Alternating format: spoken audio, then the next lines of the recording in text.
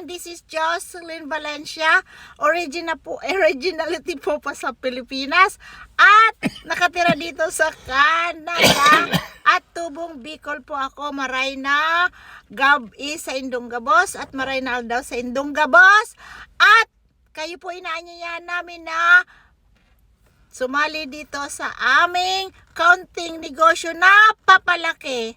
Ayan, ito po yung aking asawa na si June Valencia. Ayan po, mayroon siyang flower. Ang ganda na flower niya. Birthday niya po ngayon, kaya batiin niyo siyang happy birthday.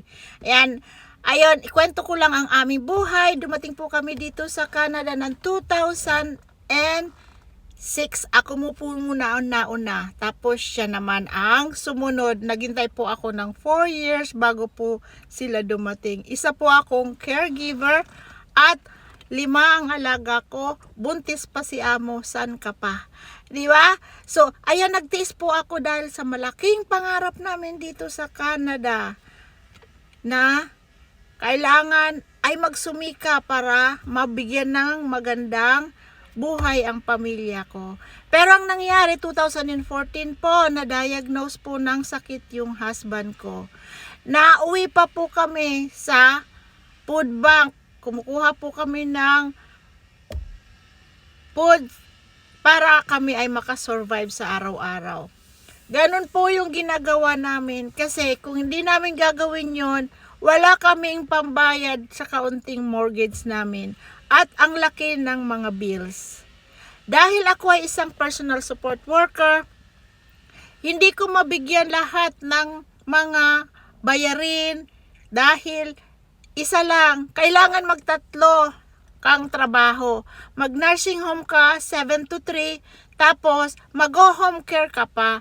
Pagtapos mo na yon, magki-cleaning ka pa sa bahay. Kaming tatlo nagki-cleaning. Ang asawa ko siyang taga-vacuum, ako naman taga nasa kusina, at yung anak ko naman siyang nagda-dusting. So, ganun ang kahirap dito sa Canada. Kailangan natin magkaroon tayo ng extra income na pambayad natin sa mortgage, na extra income na makakapagpabago ng buhay natin. Magpadala sa Pilipinas at mag-travel tayo. Ayan. So maraming salamat po sa panonood ninyo nitong video na to. Ito lang po ay isang slide na para kayo po ay mabuksan ang isipan ninyo na nasa media po ang pera, nasa media ang extra income natin na pwede tayong gumawa ng sarili nating dream. Kasi habang nagtatrabaho tayo, hindi po tayo laging malakas. Laging naghahanap ng extra. Kung kayo po ay mga mom na may mga anak, pag alis nyo, tulog pa yung anak ninyo. Pagdating nyo, tulog pa rin. Sino nag-aalaga? Kung hindi si mami, paparatingin dito dahil si mami wala nang ginagawa. Dapat kayo ang mag-aalaga kasi kayo ang mom. Huwag niyong kalimutan yung mga memories ninyo sa mga anak ninyo. Katulad nung ginawa natin dito na iniwan natin yung pamilya natin sa Pilipinas. Pagdating dito, sila ay malalaki na at nagtatrabaho pa rin tayo. Akala nila nasa bahay na lang tayo at mag-i-enjoy na lang kasi iniwan natin sila sa Pilipinas.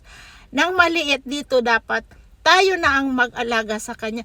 Pero anong nangyayari? Tayo pa rin ang kumikilos at araw-araw pa rin natin silang iniiwan.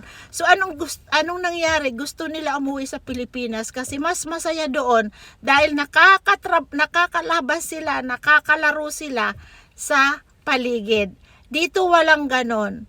Kung winter, nasa bahay ka lang. Kung hindi mo sila idadrive papunta ng play, papunta ng McDo, ganun lang. Kasi hinahabol mo yung trabaho mo. Di po ba? Tama.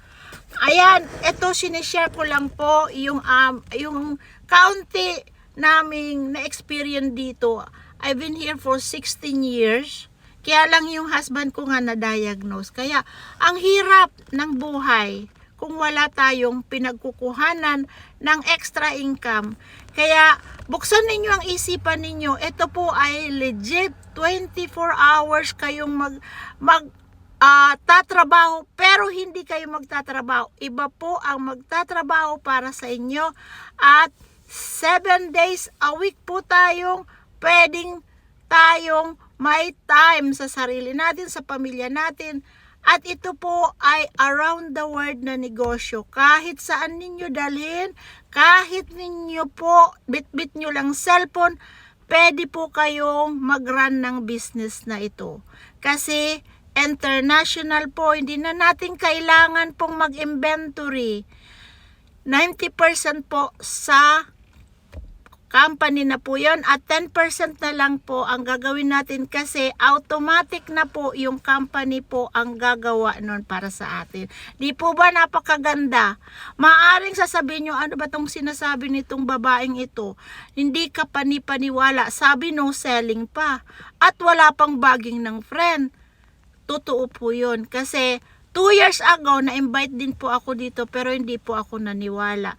So, nagmatyag lang po ako. Katulad nyo rin po na nagmamatyag, na kung kayo, dalawang klase lang po ang tao. Yung isa na i-inspire, yung isa naman po ay naghihintay lang na magkamali ang isang tao. Pero totoo po itong sinasabi namin, mag-asawa po kami, andito kami sa inyo na nakikiusap, nabuksan natin ang ating mga isip. Ayan, salamat sa pakikinig, at sa lahat ng mga taga Bicol, Isabela,